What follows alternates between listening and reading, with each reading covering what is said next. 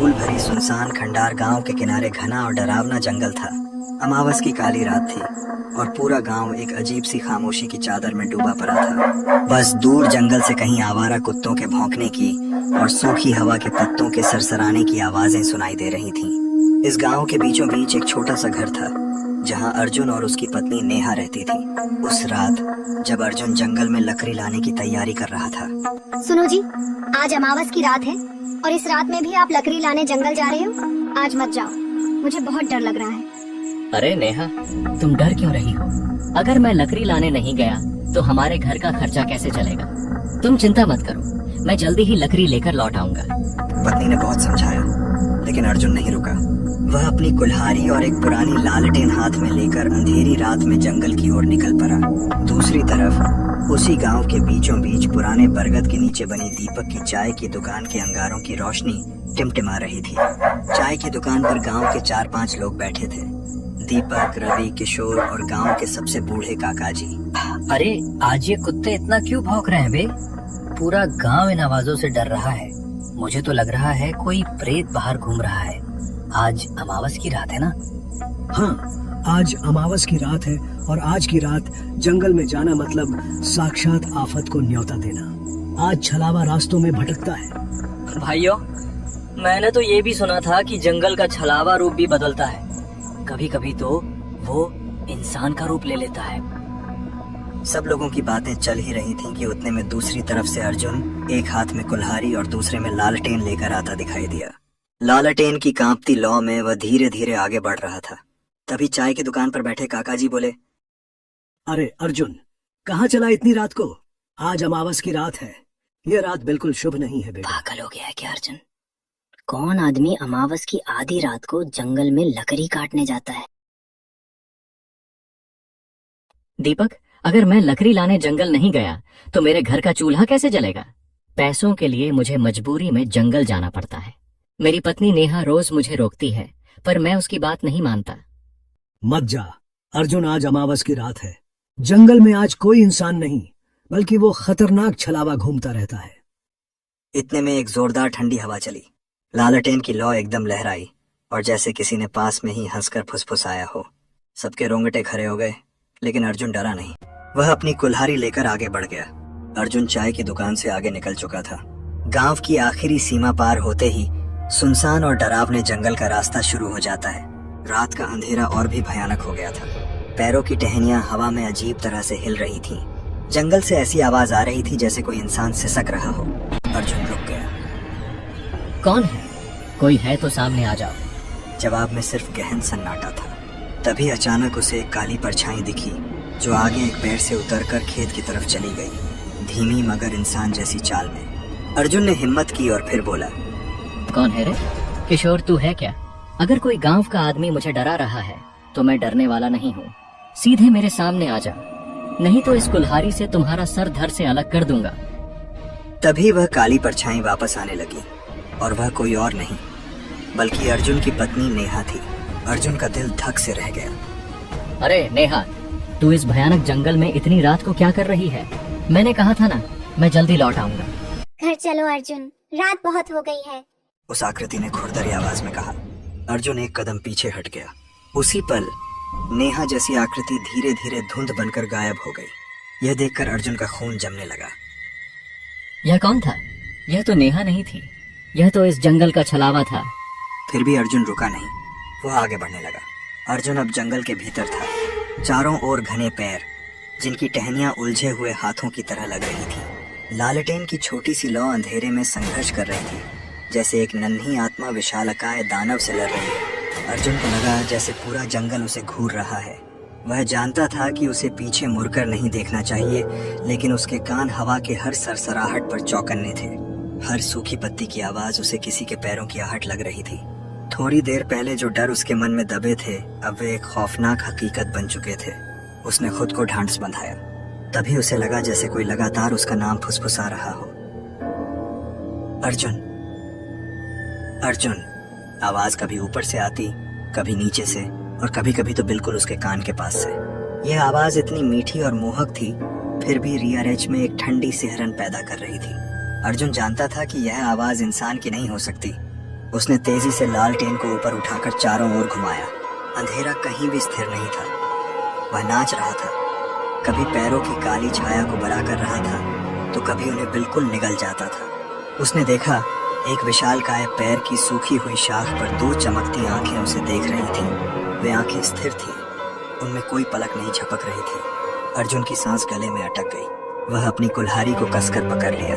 जब उसने दोबारा आंखें मलकर देखा तो वहां कुछ नहीं था, सिर्फ पैर की पुरानी गांठें थीं जो रोशनी में आंखों का भ्रम दे रही थी। सिर्फ मेरा वहम है, उसने खुद से कहा, पर उसकी आवाज में आत्मविश्वास की कमी थी। उसी क्षण जमीन पर पड़ी सूखी लकड़ियां अचानक हिलने लगीं। नहीं, वे हिल नहीं रही थीं, वे जमीन से ऊपर उठ रही थीं।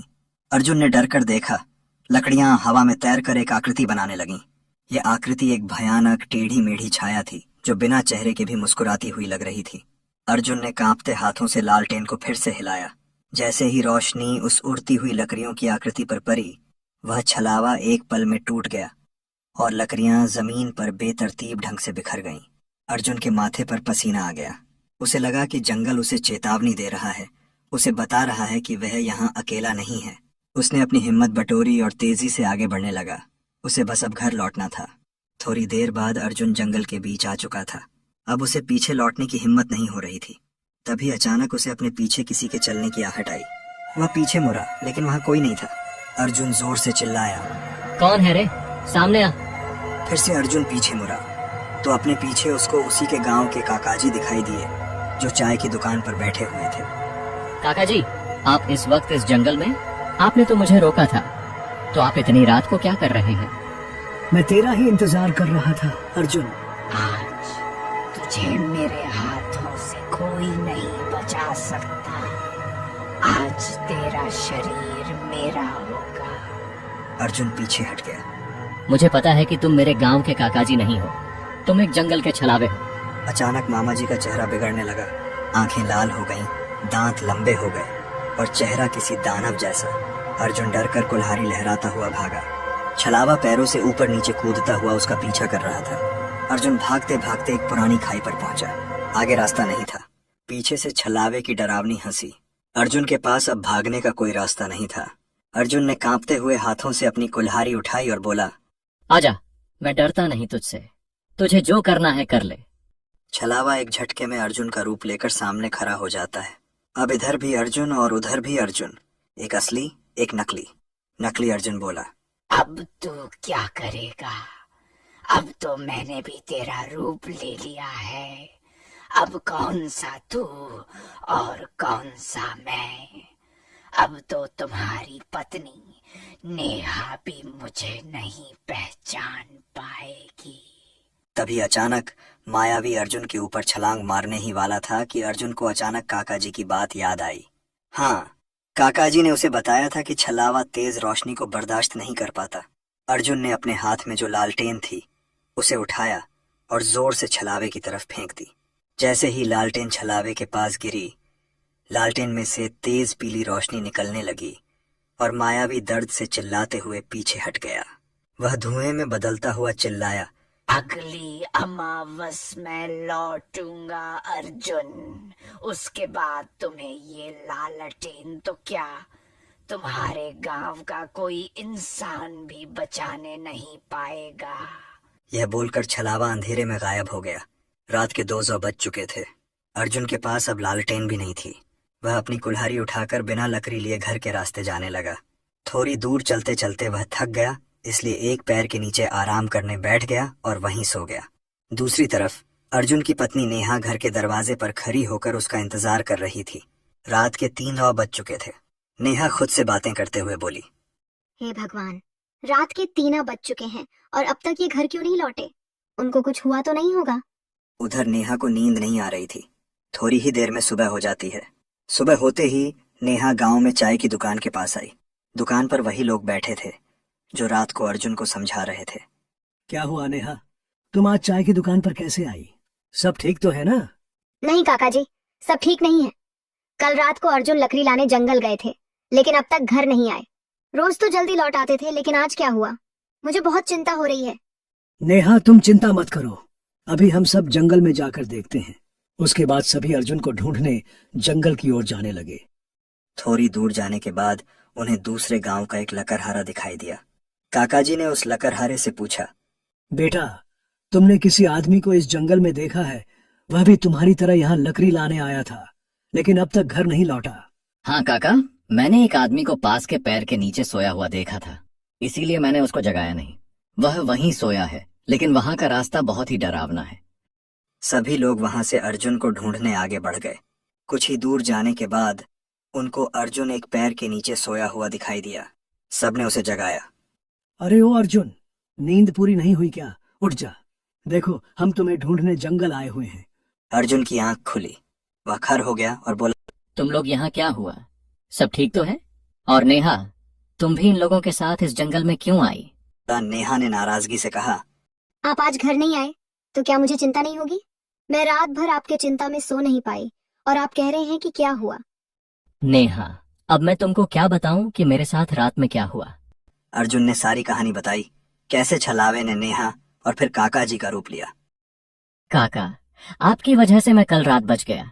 आपने मुझे बताया था कि छलावा लालटेन की रोशनी से भागता है। मैंने अपनी लालटेन उस पर फेंकी, जिसके बाद वह धुएं में गायब हो गया। लेकिन उसने मुझे चेतावनी दी है कि वह फिर अगली अमावस की रात हमारे गांव आएगा। बेटा अर्जुन, तू आज बच गया, पर वो किसी और का रूप लेकर फिर आएगा। सावधान रहना होगा। अब चलो यहाँ से जल्दी। सभी लोग वहां से तेजी से कदम बढ़ाते हुए अपने घर की ओर जाने लगे।